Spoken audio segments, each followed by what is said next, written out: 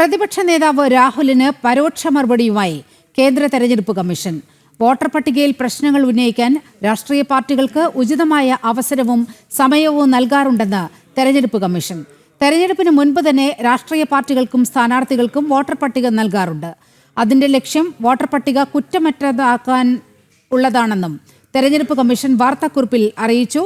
വിവരങ്ങളുമായി ജിഷ്ണു കൃഷ്ണൻ ചേരുന്നുണ്ട്. ജിഷ്ണു, നാളെ തെരഞ്ഞെടുപ്പ് കമ്മീഷൻ വാർത്താ സമ്മേളനം നടത്തി ഇതിനൊക്കെ മറുപടി പറയും എന്നാണ് പ്രതീക്ഷിച്ചിരുന്നത്. പക്ഷേ അതിനു മുൻപേ തന്നെ രാഹുലിന് പരോക്ഷ മറുപടി നൽകിയിരിക്കുകയാണ് കേന്ദ്ര തെരഞ്ഞെടുപ്പ് കമ്മീഷൻ. എന്തെല്ലാം കാര്യങ്ങളാണ് കമ്മീഷൻ വ്യക്തമാക്കുന്നത്? നാളെ വാർത്താ സമ്മേളനത്തിന് മുൻപായാണ് ഇന്നിപ്പോൾ ഒരു വാർത്താക്കുറിപ്പ് കേന്ദ്ര തെരഞ്ഞെടുപ്പ് കമ്മീഷൻ പുറത്തിറക്കിയത്. അതിൽ ചൂണ്ടിക്കാണിക്കുന്ന ഏറ്റവും പ്രധാനപ്പെട്ട കാര്യം എന്നുള്ളത് വോട്ടർ പട്ടികയിൽ ഇത്തരത്തിൽ ക്രമക്കേടുകൾ ഉണ്ടെങ്കിൽ അത് ചൂണ്ടിക്കാണിക്കാനും ഉചിതമായ അവസരവും സമയവും രാഷ്ട്രീയ പാർട്ടികൾക്ക് നൽകാറുണ്ട് എന്നുള്ളതാണ്. രാഹുൽ ഇത്തരത്തിലൊരു പരാതികളും ആരോപണങ്ങളും കഴിഞ്ഞ ദിവസങ്ങളിൽ വാർത്താ സമ്മേളനത്തിലൂടെ ഉന്നയിച്ചപ്പോൾ നിരവധി രാഷ്ട്രീയ നേതാക്കൾ ചൂണ്ടിക്കാട്ടിയിട്ടുള്ളതും അത് തന്നെയാണ്. അതായത് കോൺഗ്രസിന്റെ ഉൾപ്പെടെ സംഘടനാ സംവിധാനത്തെയാണ് രാഹുൽ തള്ളി പറയുന്നത് എന്ന വിമർശനം ആ ഘട്ടത്തിലുണ്ടായിരുന്നു. അതേ വിഷയമാണിപ്പോൾ തെരഞ്ഞെടുപ്പ് കമ്മീഷൻ ചൂണ്ടിക്കാട്ടിയത്. അതായത് തെരഞ്ഞെടുപ്പുകൾക്ക് മുൻപേ തന്നെ വോട്ടർ പട്ടിക രാഷ്ട്രീയ പാർട്ടികൾക്കും സ്ഥാനാർത്ഥികൾക്കും നൽകാറുണ്ട്.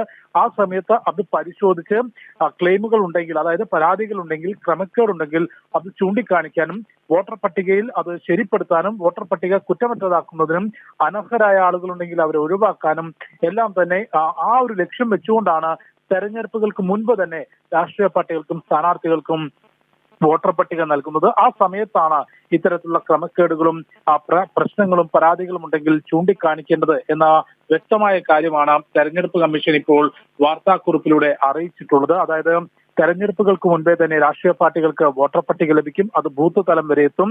ആ കരട് പട്ടിക ആദ്യം ലഭിക്കും, അതിനുശേഷം അന്തിമ വോട്ടർ പട്ടിക ലഭിക്കും. ആ രണ്ട് സമയത്തും പരിശോധിക്കാനുള്ള അവസരമുണ്ടാകും. ശേഷം തെരഞ്ഞെടുപ്പ് സമയത്തും എല്ലാ ബൂത്തുകളിലും, പരമാവധി ബൂത്തുകളിൽ, പ്രശ്നബാധിത ബൂത്തുകളിൽ ഒഴികെ അല്ലെങ്കിൽ ചില സ്ഥലങ്ങളിലെ രാഷ്ട്രീയ സാഹചര്യം ഒഴികെ ബാക്കി എല്ലാ ബൂത്തുകളിലും എല്ലാ രാഷ്ട്രീയ പാർട്ടികൾക്കും ബൂത്ത് ഏജന്റുമാരുണ്ടാകും. പ്രത്യേകിച്ച് കോൺഗ്രസും BJPയും ഉൾപ്പെടെ ദേശീയ തലത്തിൽ പ്രവർത്തിക്കുന്ന എല്ലാ പാർട്ടികളുടെയും ബൂത്ത് ഏജന്റുമാരുണ്ടാകും. ആ സമയത്ത് ഇത്തരത്തിൽ അനർഹരായ ആളുകൾ വോട്ട് ചെയ്യാൻ എത്തുകയാണെങ്കിൽ ആ ബൂത്തിൽ പ്രവർത്തിക്കുന്ന നേതാവിന് അത് തിരിച്ചറിയാനും ക്ലെയിം ഉന്നയിക്കാനും പരാതി ഉന്നയിക്കാനുമുള്ള അവകാശമുണ്ട്. തെരഞ്ഞെടുപ്പ് കഴിഞ്ഞതിന് ശേഷം ഒരു നിശ്ചിത സമയം വരെയും അതിന് അവസരം നൽകാറുണ്ട്. ഇതൊന്നും ഉപയോഗിക്കാതെ തെരഞ്ഞെടുപ്പുകൾക്ക് ശേഷം, അത് മഹാരാഷ്ട്രയും ഹരിയാനയും തെരഞ്ഞെടുപ്പ്, കർണാടക നിയമസഭാ തെരഞ്ഞെടുപ്പും ലോക്സഭാ തെരഞ്ഞെടുപ്പും കഴിഞ്ഞിട്ട് മാസങ്ങൾ കഴിഞ്ഞു.